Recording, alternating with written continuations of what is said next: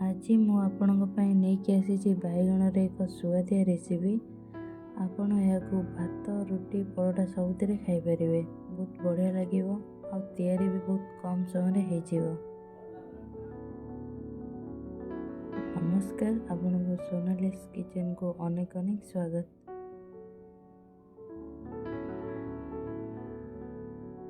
ଏବେ ଚାଲନ୍ତୁ ଡେରି କାହିଁକି ଷ୍ଟାର୍ଟ କରିବା ରେସିପି। ଏଠି ଦେଖନ୍ତୁ, ରେସିପିଟିକୁ ତିଆରି କରିବା ପାଇଁ ଏଠି ମୁଁ ଦୁଇଟି ବଡ଼ ବଡ଼ ବାଇଗଣ ନେଇଛି। ଏଠି ଦେଖନ୍ତୁ, ବାଇଗଣର ଡେମ୍ଫ ସହିତ ମୁଁ କାଟି ନେଉଛି। ଆଉ ମୁଁ ଯେଉଁଭଳି କାଟୁଛି ସେଇଭଳି ଭାବରେ ଆପଣ କାଟି ନେବେ। ବାଇଗଣର ଡେମ୍ଫ ବି ଖାଇବାକୁ ବହୁତ ବଢ଼ିଆ ଲାଗେ।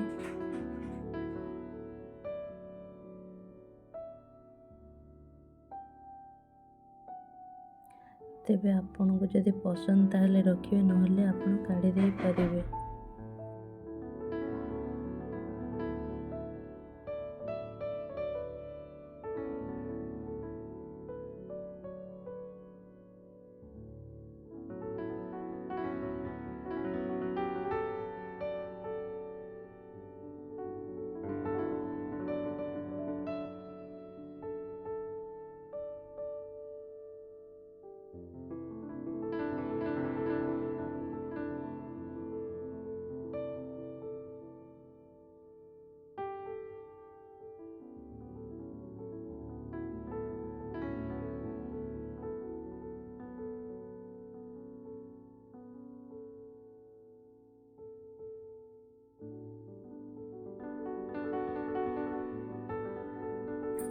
ଏଠି ଦେଖନ୍ତୁ, ଏଇଭଳି ଭାବରେ ମୁଁ ଦୁଇଟି ବାଇଗଣକୁ କାଟି ନେଇଛି।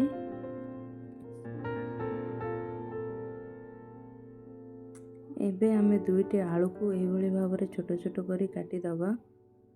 ମୁଁ ଯେହେତୁ ଦୁଇଟି ବାଇଗଣ ନେଇଛି, ସେଇ ଅନୁସାରେ ଦୁଇଟି ଆଳୁ ନେଇଛି। ତେବେ ଆପଣ ଆପଣଙ୍କ ଫ୍ୟାମିଲି ମେମ୍ବରଙ୍କ ଅନୁସାରେ ଆଳୁ ଓ ବାଇଗଣର ପରିମାଣ ବଢ଼େଇ ଓ କମେଇ ପାରିବେ।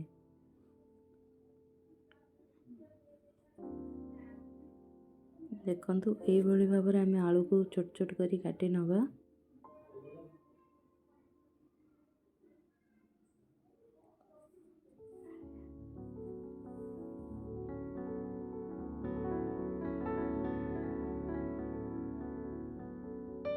ଦେଖନ୍ତୁ,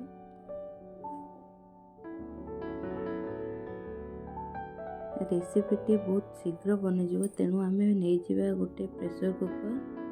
ଏଠି ଦେଖନ୍ତୁ, ପ୍ରେସର କୁକରରେ ପ୍ରଥମେ ଆମେ ଦେଇଦେବା ଅଳ୍ପ କିଛି ସୋରିଷ ତେଲ। ଭଲ ଭାବରେ ବୁଲେଇକି ଦେଇଦେବା ସୋରିଷ ତେଲ।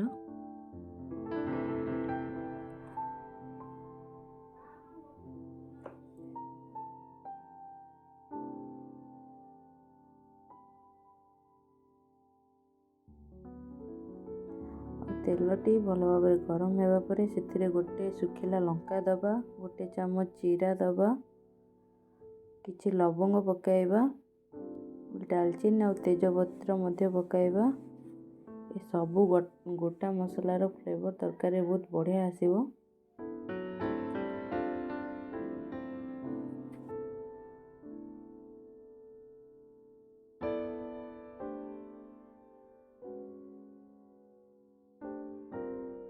ଏଠି ଦେଖନ୍ତୁ, ଗୋଟା ଗରମ ମସଲା ଗୁଡ଼ିକ ଭଲ ଭାବରେ ଫୁଟିଗଲା ପରେ ଏଥିରେ ଆମେ କାଟି ରଖିଥିବା ଦୁଇଟି ପିଆଜକୁ ଦେଇଦେବା।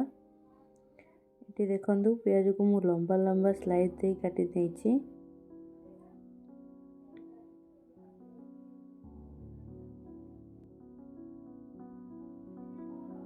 ପିଆଜ ସହିତ ଆଳୁକୁ ବି ମଧ୍ୟ ଭାଜି ନେବା। ତେଣୁ ଆଉ ବେଶୀ ସମୟ ପିଆଜକୁ ଭାଜିବା ଦରକାର ନାହିଁ। ତା ସହିତ ଛୋଟ ଛୋଟ ଖଣ୍ଡ କରି କାଟିକି ରଖିଥିବା ଆଳୁକୁ ଦେଇଦେବା।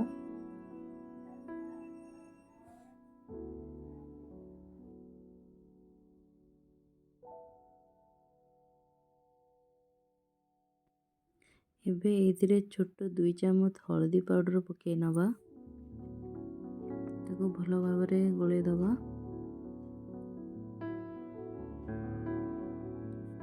ଆପଣ ଯଦି ଏଇଭଳି ପ୍ରୋସେସରେ କେବେ ଆଳୁ ବାଇଗଣ ତରକାରୀ ତିଆରି କରିନାହାନ୍ତି, ତାହେଲେ ଥରେ ତିଆରି କରିକି ଦେଖନ୍ତୁ, ବହୁତ ବଢ଼ିଆ ଲାଗିବ।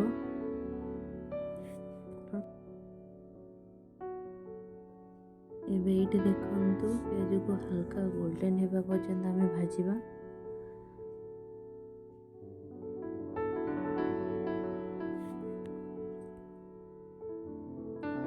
ଏବେ ଆମେ ଏଥିରେ ଅଦା ରସୁଣ ଶୁଖିଲା ଲଙ୍କା ପେଷ୍ଟକୁ ପକାଇ ନେବା। ଆପଣଙ୍କୁ ଯଦି ରାଗ ଖାଉନଥିବେ ତାହେଲେ ସ୍କିପ୍ କରିବେ ଲଙ୍କାକୁ। ତାକୁ ଏବେ ଅଦା ଓ ରସୁଣର କଞ୍ଚା ସ୍ମେଲ୍ ଯିବା ଯାଏ କଷିବା।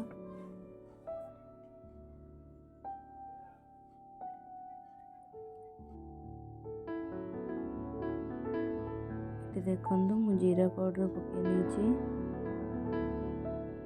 ତାପରେ କିଛି କାଶ୍ମୀର ଲଙ୍କା ଗୁଣ୍ଡ ଦେବା କଲର୍ ହେବା ପାଇଁ।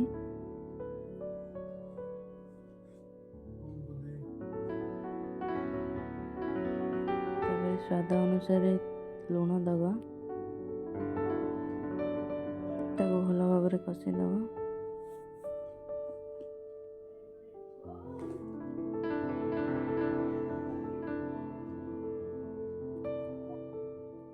ଏଠି ଦେଖନ୍ତୁ ଦର୍ଶକ ବନ୍ଧୁ, ମସଲାଟି ଭଲ ଭାବରେ କଷି ହେଇଗଲାଣି।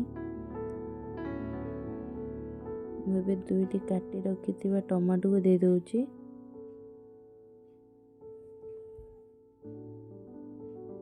ଏଭଳି ଭାବରେ ଦେଇଦେବା।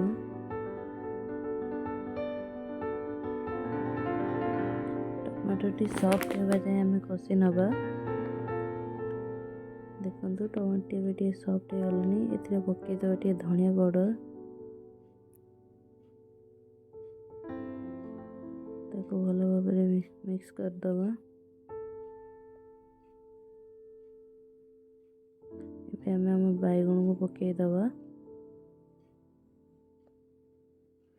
ଏବେ ହାଇ ଫ୍ଲେମ୍ କରିକି ତାକୁ ଚଲେଇବା।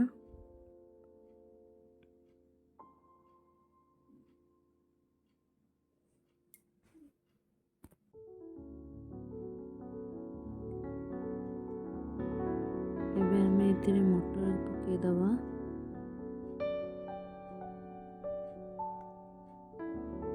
ମଟର ଆଉ ବାଇଗଣକୁ ଭଲ ଭାବରେ ମସଲାରେ କଷିଦେବା। ହାଇ ଫ୍ଲେମ୍ରେ ଏହାକୁ କଷି ନେବା।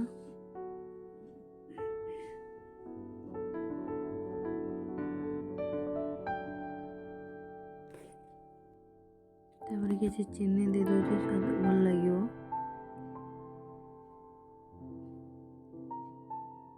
ଏବେ କିଛି ଚାଟ୍ ମସଲା ଦେଇଦେବା। ଖଟା ଖଟା ଲାଗିବ, ଟେଷ୍ଟ ବଢ଼ିଆ ଆସିବ। ଏବେ ଏହାକୁ ଭଲ ଭାବରେ ଗୋଳେଇ ନେବା।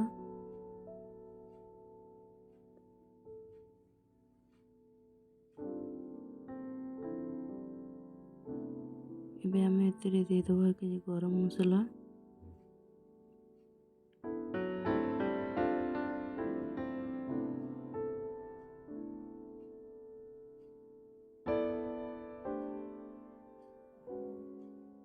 ଏବେ ଆମେ ଟିକେ ଟିକେ ଯେମିତି ପରିବା ବୁଡ଼ିଲା ଭଳିଆ ପାଣି ଦେଇ ତାକୁ ଭଲ ଭାବରେ ମିଶାଇ ଦେବା।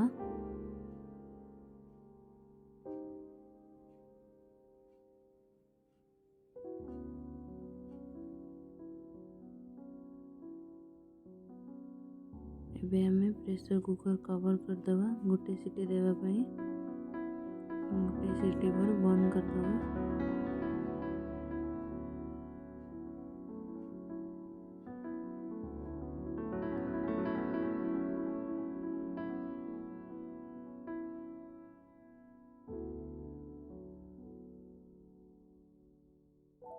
ଭିଡ଼ିଓଟି ଯଦି ଆପଣଙ୍କୁ ଭଲ ଲାଗିଥିବ ତାହେଲେ ଲାଇକ୍, ସେୟାର, ସବସ୍କ୍ରାଇବ୍ କରିଦେବେ।